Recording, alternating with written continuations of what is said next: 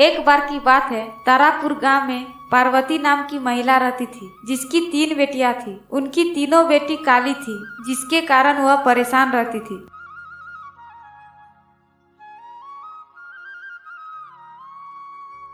अरे गंगा, तुम तीनों सुबह सुबह कहाँ जा रही हो? चाची, हम तीनों नदी जा रहे हैं नहाने के लिए। तुम तीनों नहा कर क्या करोगी? ऐसे ही काफी सुंदर दिख रही हो।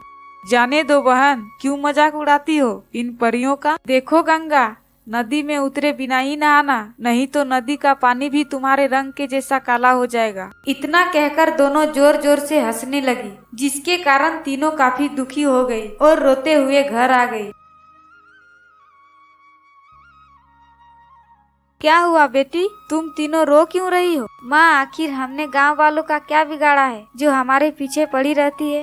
क्या हुआ, साफ साफ बताओ। किसी ने कुछ कहा क्या? और क्या कहेंगी, जो भी देखती है हमारे रंग रूप का मजाक उड़ाती है। अच्छा तो ये बात है, तुम सब अपना दिल छोटा मत करो। दुनिया में 2 तरह के लोग होते ही है, एक काला और दूसरा गोरा। इसमें दुखी होने जैसी कोई बात नहीं। तो क्यों बार बार हमें चिढ़ाती है? किसी के बात पर ध्यान नहीं देना। लोगों की ये आदत बन चुकी है, दूसरे की बुराई करना। इस तरह के ताने सुनकर पार्वती भी काफी दुखी हो जाती है। पार्वती बेटी, घर पर हो?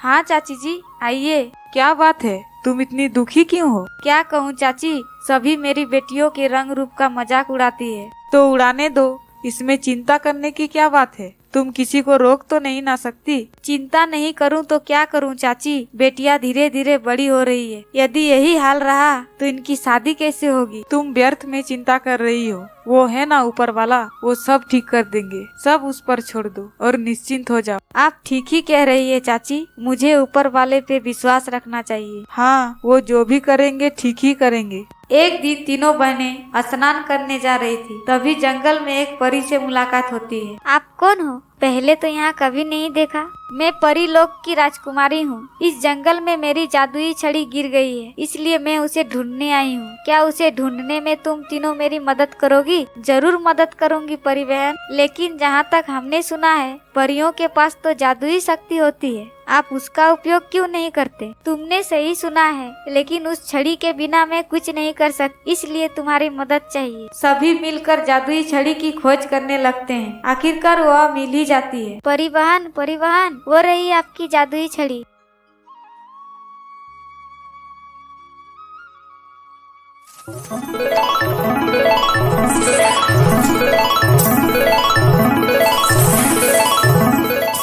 बहुत देर से इसे ढूंढ रही थी, अब जाके मिला। तुम तीनों से मैं बहुत खुश हूँ, क्योंकि तुमने मेरी बहुत बड़ी मदद की है। इसके बिना मैं कुछ नहीं कर सकती थी, इसलिए मैं तुम्हें एक जादुई कंघी दे रही हूँ। इस कंघी का भला हम क्या करेंगे? हमारी रंग रूप देखकर तो सभी मजाक उड़ाते हैं, बदसूरत कहते हैं। ऐसे में हम लोग बाल सवार कर निकले तो सभी और हंसेंगे हम पर। तुम सब चिंता मत करो, कोई नहीं हंसेगा। इस कंघी को घर लेकर जाओ और इससे कंघी करो, फिर देखना तुम तीनों राजकुमारी की तरह सुंदर दिखने लगोगी। उन्होंने वैसा ही किया। कंघी घर लाते ही एक एक करके तीनों बहनें ने कंघी की और देखते ही देखते तीनों राजकुमारी सी सुंदर हो गई।